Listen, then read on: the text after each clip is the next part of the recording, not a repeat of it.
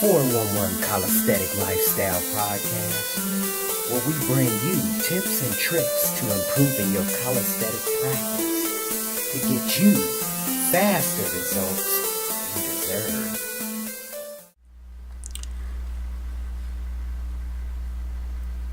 What's good, world? How you doing out there? Episode number 16, 411 Calisthenics Lifestyle Podcast Show, weekly podcast with your host, you know the most, Haru, the modern monk. Just touching bases with you and moving right along. Like I said, we're getting it in daily, weekly shows. You can obviously connect with our shows on iTunes as well as Google Play. Available up there. So we just gonna jump right into it. This is a book review. Made in America, Sam Walton, his story. Interesting book. So let's dive right into it. Like I said, welcome.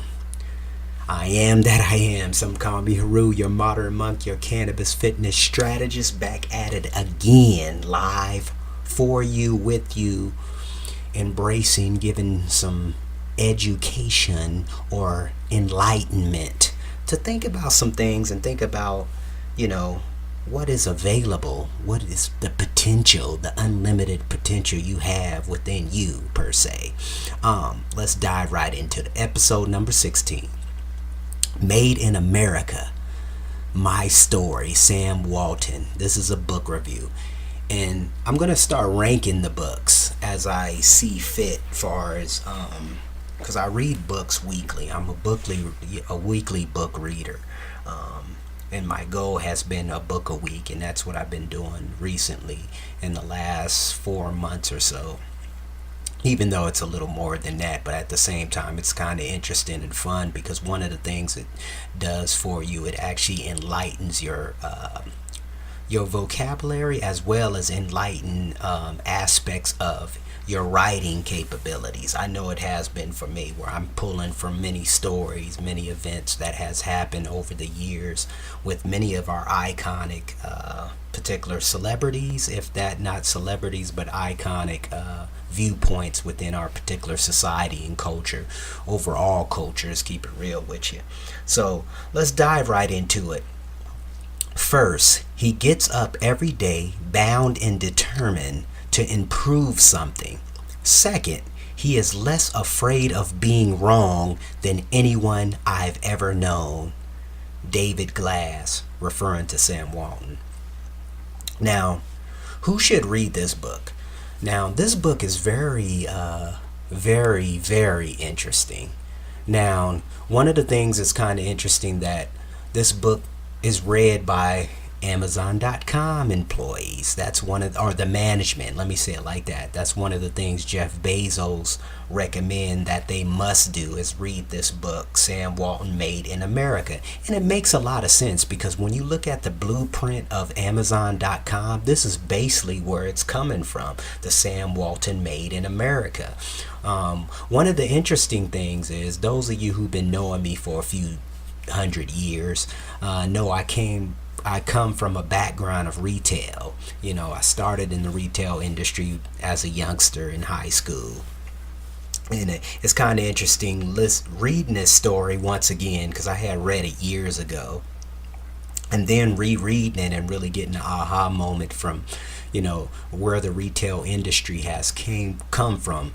Literally, even though it hasn't really changed metaphorically, but it's still... some of the bases of the foundational bases are still there, but they're not as approached or particularly important due to customer service. Let me throw that out there. And we're going to talk about that a little bit more in a future podcast, because customer service has been getting really bad. You talking about, this is a podcast on calisthenics. It's funny, because one thing I want to kind of bridge the gap. Look, you focus on certain elements within your life, but it's all about balance. You definitely have to have some type of counterbalance within your particular lifestyle, and that's the whole point of Calisthenic Lifestyle Podcast. We're here to kind of bridge the gaps. We're here to kind of connect the dots for you, not just one aspect of the business, but every aspect of your life as a business. You feel what I'm saying? So we're going to dive deep, but you should, the people who should read this book, I'm ranking it as A plus plus, because what it is a foundation for entrepreneurs. Those of you who are truly entrepreneurs who want to take your entrepreneurship to the next level, this would be the book to start with. Foundational aspect, because one of the things, like I was talking about on my last podcast, we talked about value and fame, and the key thing is we're getting away from building value. And what I mean by that is building value within our customer service base, or building value within yourself to be able to express that value to particular clients, customers, yada yada yada. So this book really connects that. That's one of the things that I do really appreciate with this particular book, Sam Walton, because his spirit within Walmart per se was definitely there, and you see it today. Even though it's a lot of missing elements within it when you're corporatization and going into a whole nother aspect, and we'll talk about that a little bit more within customer service and what that actually consists of. So who should not read this book? Those of you who are not really serious about, really business, or particularly entrepreneurship, or really being a business owner, and you just want to be a particular employee, so be it. I don't think it's useful for you. Those of you who are serious, though, like I said, those who are serious entrepreneurs, definitely this is a must read.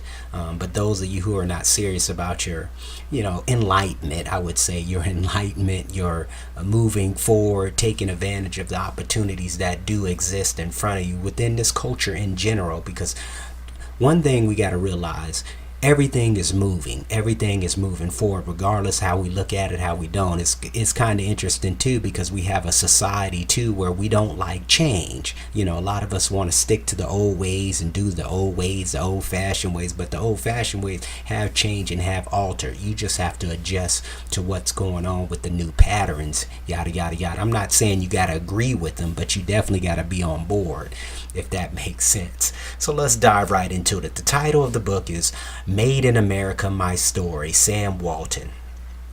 And this is basically referring to his work ethic, his work ethics, and what he actually built his foundation from to build the empire of Walmart. Now we know, I was looking at particular Walmart's existence. His children still living, 3 of them currently living today. He had 4 children, 3 boys and 1 girl. And 2 of the boys are still living today, and the daughter is still living, and they roughly $44.5 billion a piece, and that's not even including the children of those, of Rob and Jim, I think is the 2 sons that's still alive, that have children that's actually still got 15 billion plus. And it's kind of interesting when you're talking about the richest people in the world, or the richest people in the country of America. I won't say in the world, but even though if they all came together, obviously they would be pretty rich. But I'm digressing to an extent. But my point is, what's the back of the book? Titles.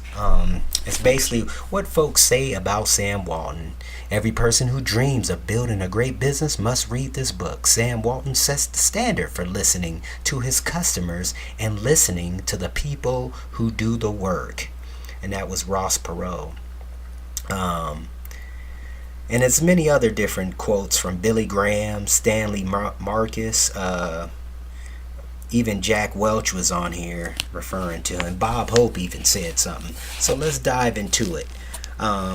Obviously, the book is breaking down where we go into the acknowledgments and the forward as well. So then let me read. And this was a collabo. This was actually help written by John Huey, who was a part of the, soon as Mr.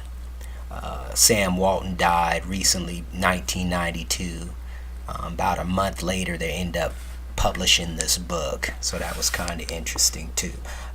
So chapter 1, learning to value a dollar. Chapter 2, starting on a dime. Chapter 3, bouncing back. Chapter 4, swimming upstream. Chapter 5, raising a family. Chapter 6, recruiting the team. Chapter 7, taking the company public. Chapter 8, rolling out the formula.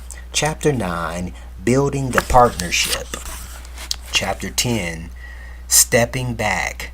Chapter 11, creating a culture.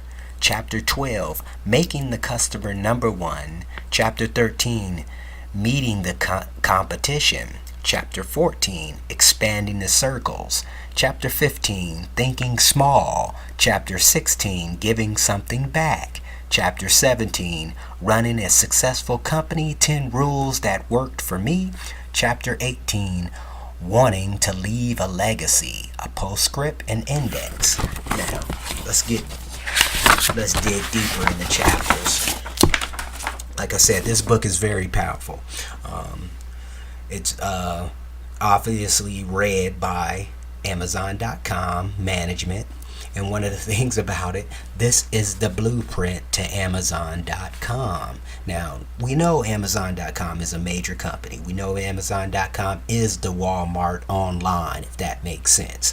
And Jeff Bezos, very genius, very smart about what he's been able to do with Amazon.com. If people know his story, you know the story. But at the same time, I'm not going to bore you with that because this is about Sam Walton and his legacy.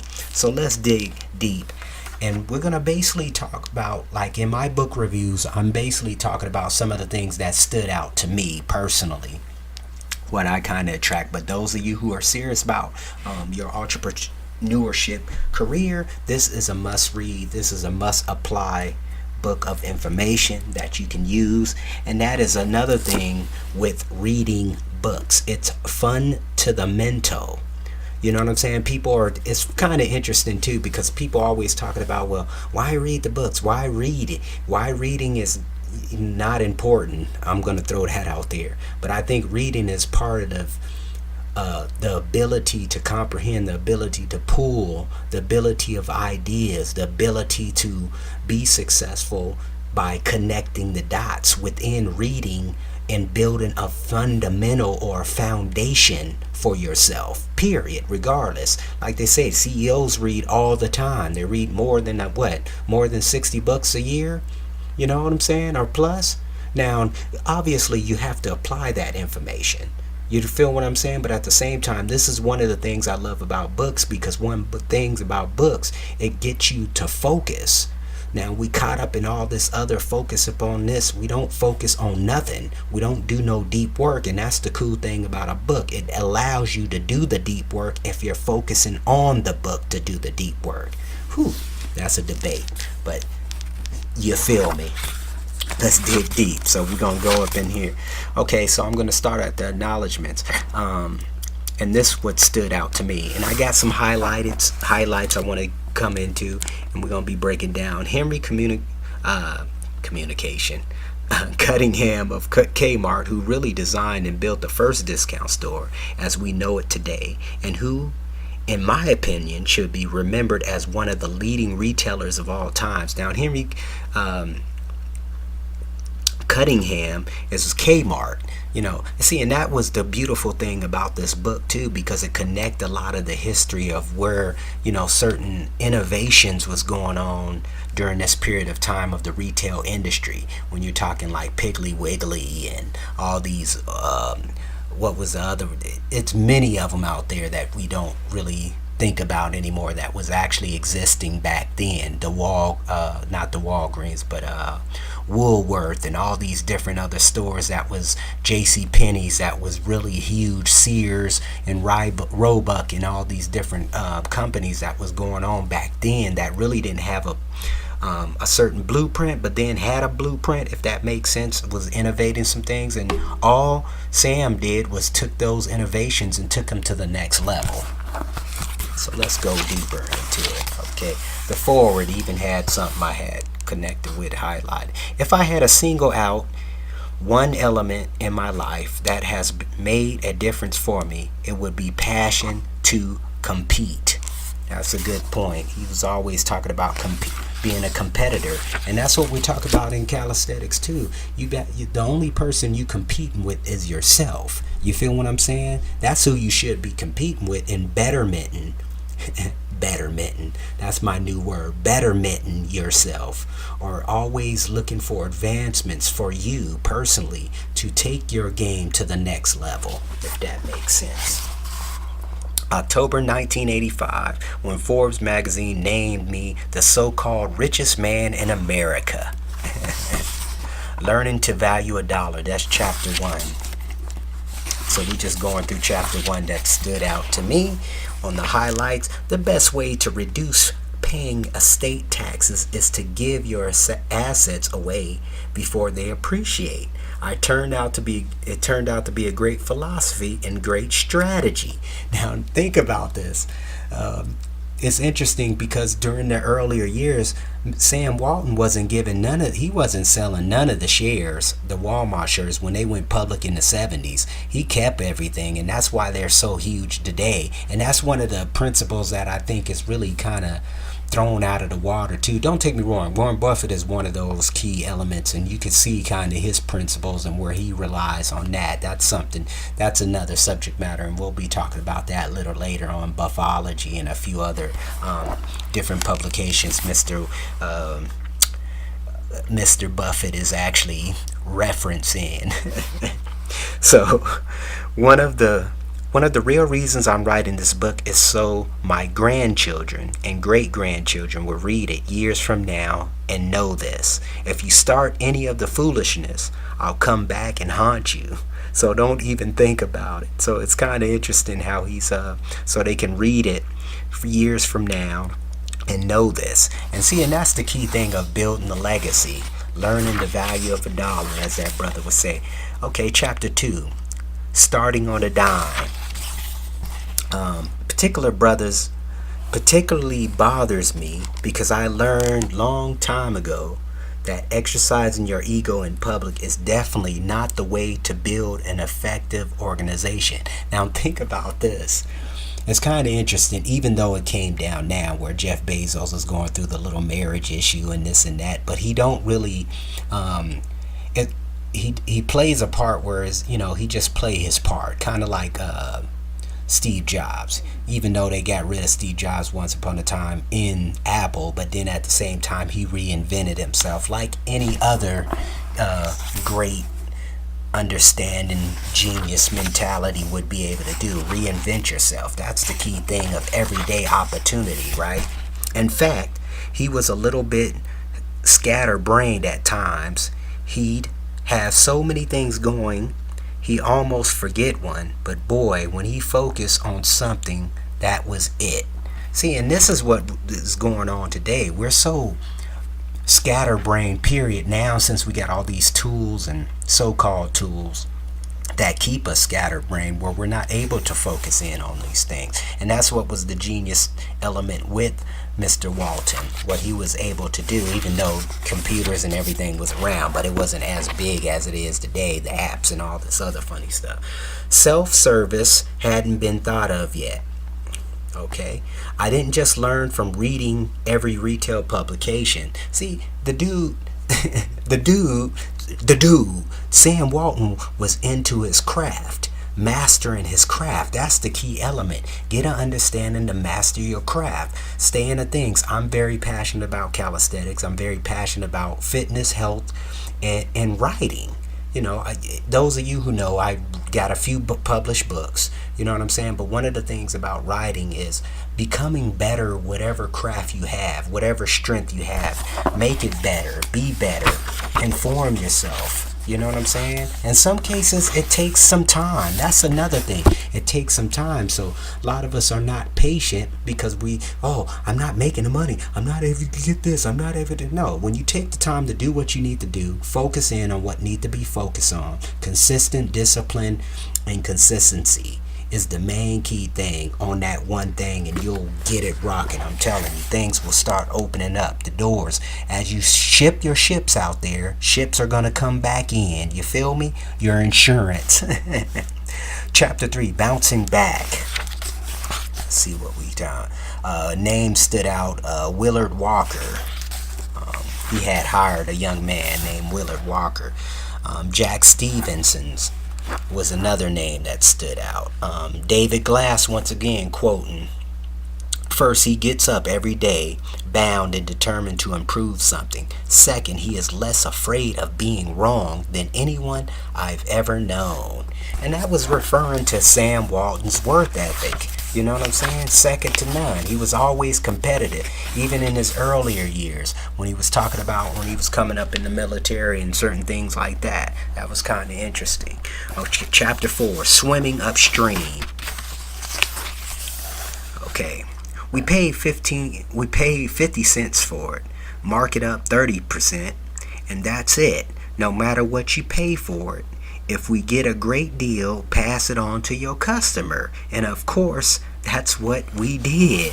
Now think about this. This principle is still going on. When you think about the Walmarts, when you think about the Sam's Clubs, when you think about even the Costco's and whatnot, all these particular systems have been very successful. Even Costco's been very successful, even though it's just a particular focused business within that. But I know they have from some other companies they had invested in years ago too.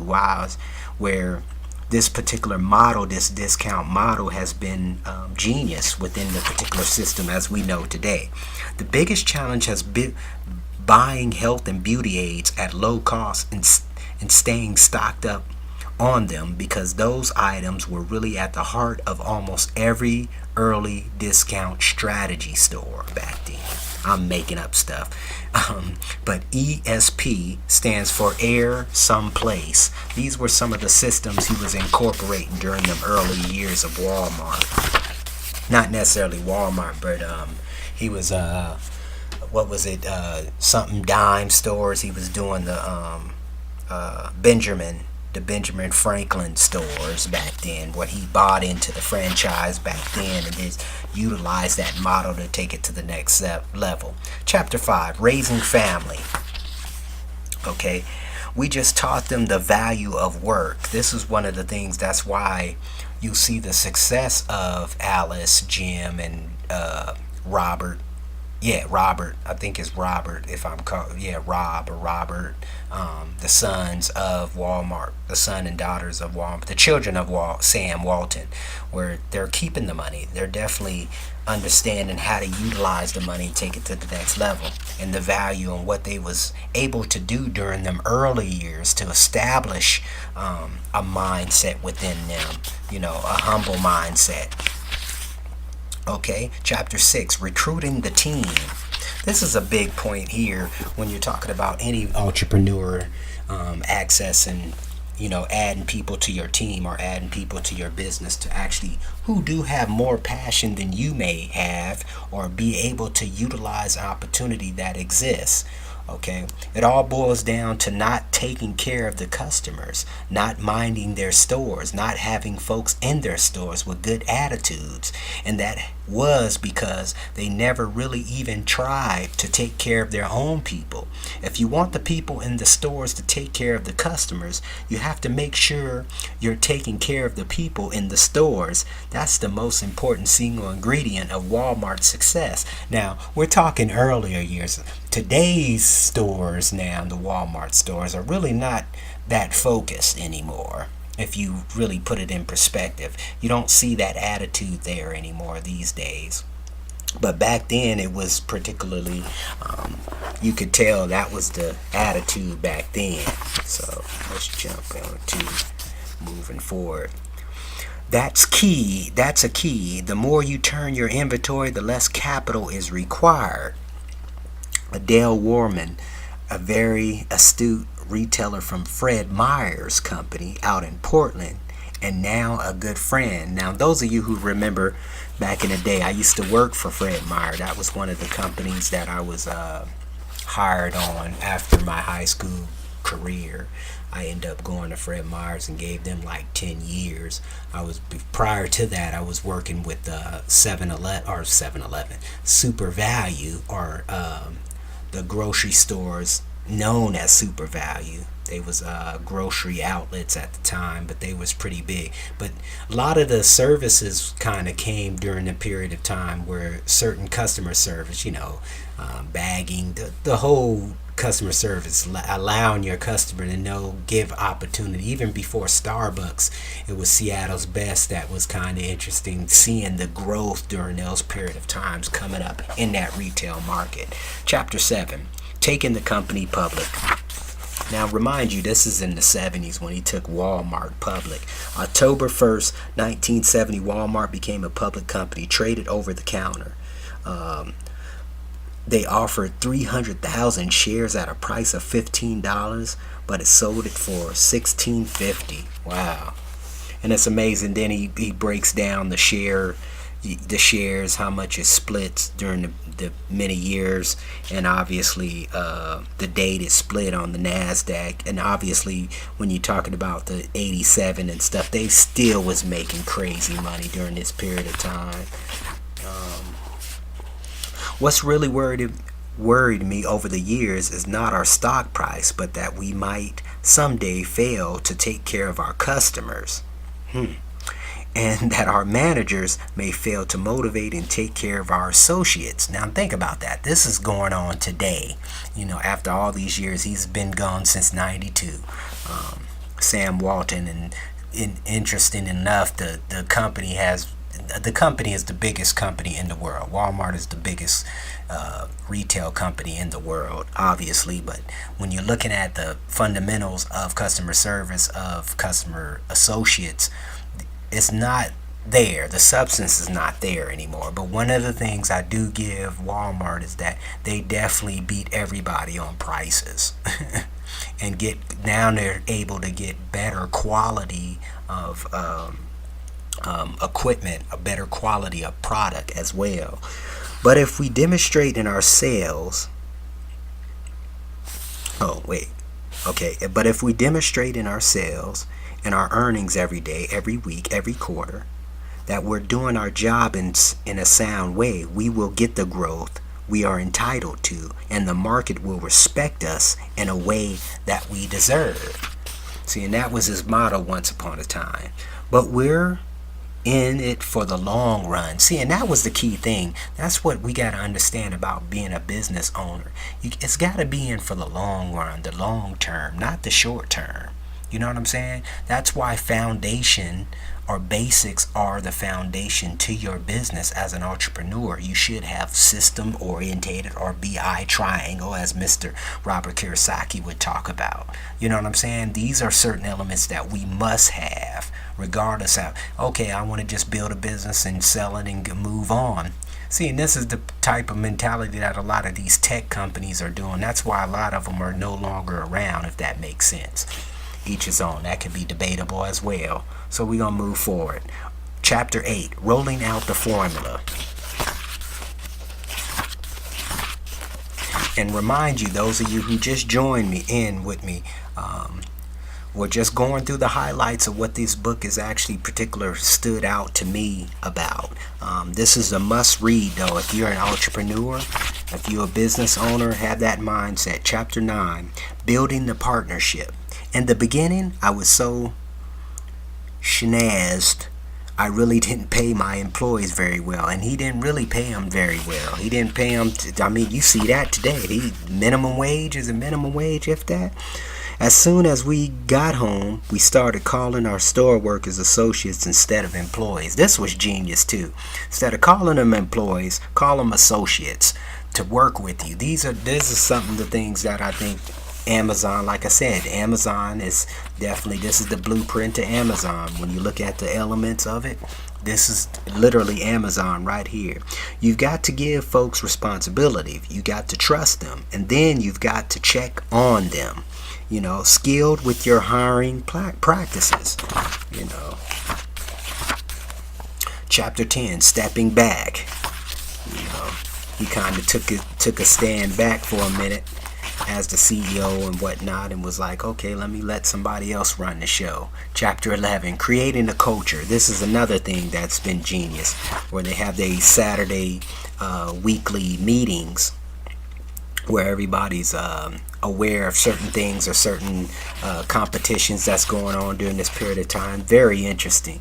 Walton Institute down, the University of Arkansas and Fort Smith. So they definitely incorporated a institution where a learning institution where they can kind of utilize the philosophy of Walmart, kind of like the McDonald's Foundation, McDonald's University and whatnot. These are certain things that been genius about the Walton family or the Walmart culture. They have built a culture around it, kind of like Amazon. They built a culture around it. Google built a culture around it. Microsoft as well, but Microsoft kind of been falling to the wayside due to I think the focus have been off.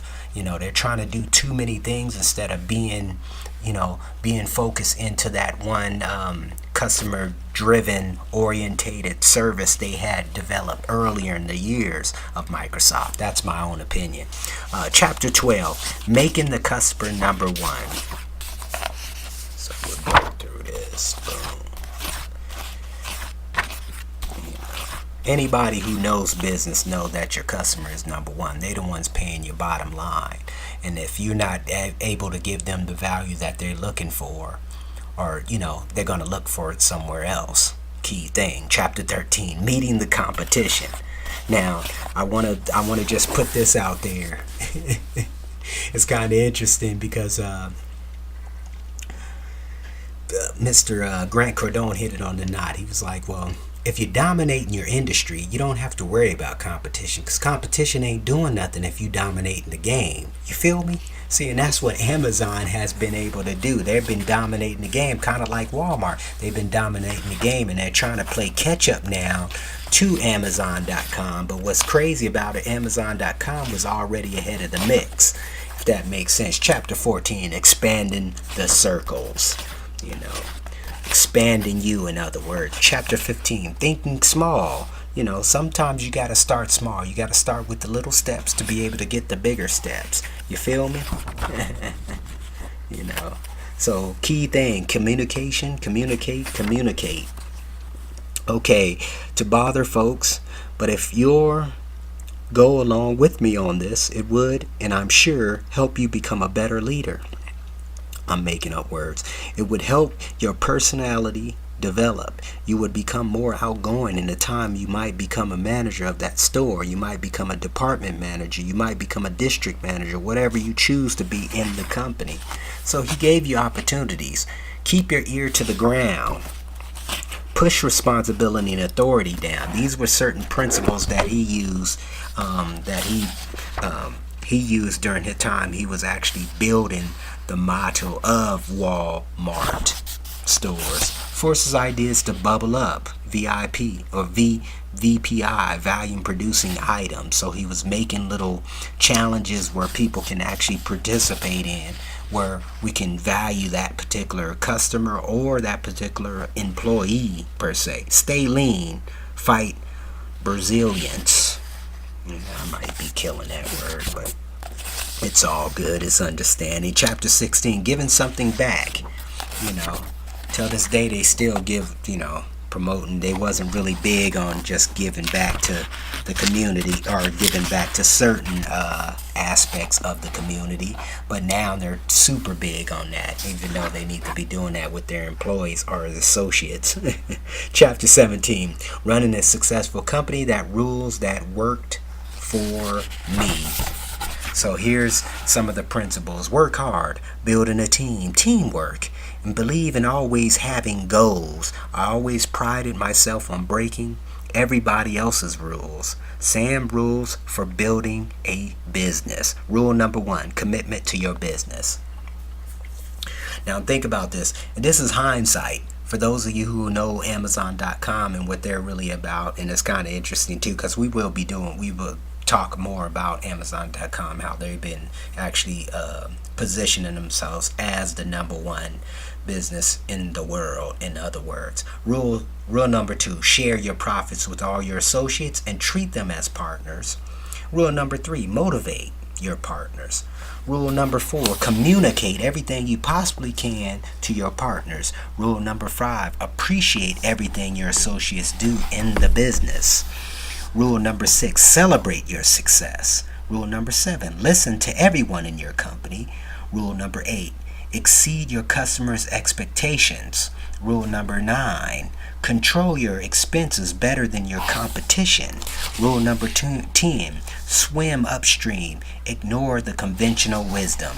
That's another thing too with today's atmosphere, especially in business. You have a lot of things we're still connected to the old ways of doing business. That's why a lot of these businesses are going out of business, if that makes sense, because we're not adjusting to the culture. We're not adjusting to the mindset of the people. Think about this, because things today are moving so quickly that we don't really pay it no attention.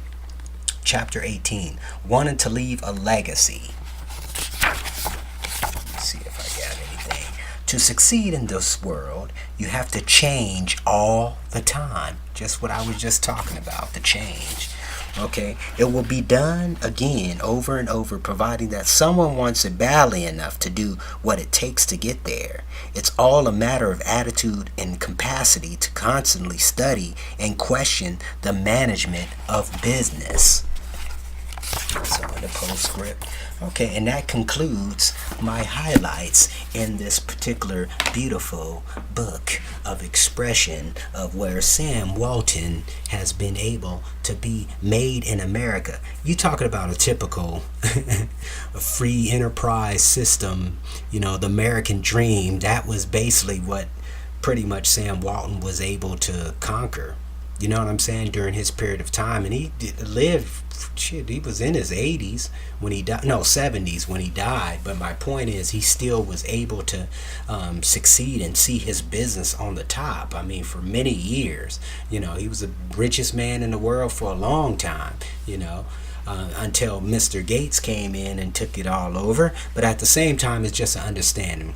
Like I said, to conclude this, I want you to get a more understanding, grasp, and this is fairly long. Usually my book reviews are long, but at the same time, I just wanted you to get a grasp of what the book is actually. You can always get it on Amazon.com, Amazon.com or eBay. It's well worth the read. It's well worth the study. Those, especially those of you who are entrepreneurs. To conclude as well, those of you who are serious, busy entrepreneur dads that want to take advantage of the opportunity and start getting your health back, contact me at 206-659-6382, or you can email me at youarethegym@gmail.com. Until next time, keep up with the episodes weekly. We're going to be having episodes weekly, and we're here for you to basically help get an understanding, connect the dots. That's what we're about. Much love. Shout out to everybody. Shout out to all my listeners, those of you who's actually checking me out. Like I said, you can actually check us out on iTunes. I'm on iTunes. We're on Google Play as well as 411 Calisthenic Lifestyle Podcast. Shout out, respect to all of y'all. Hotep. I'm out. Peace.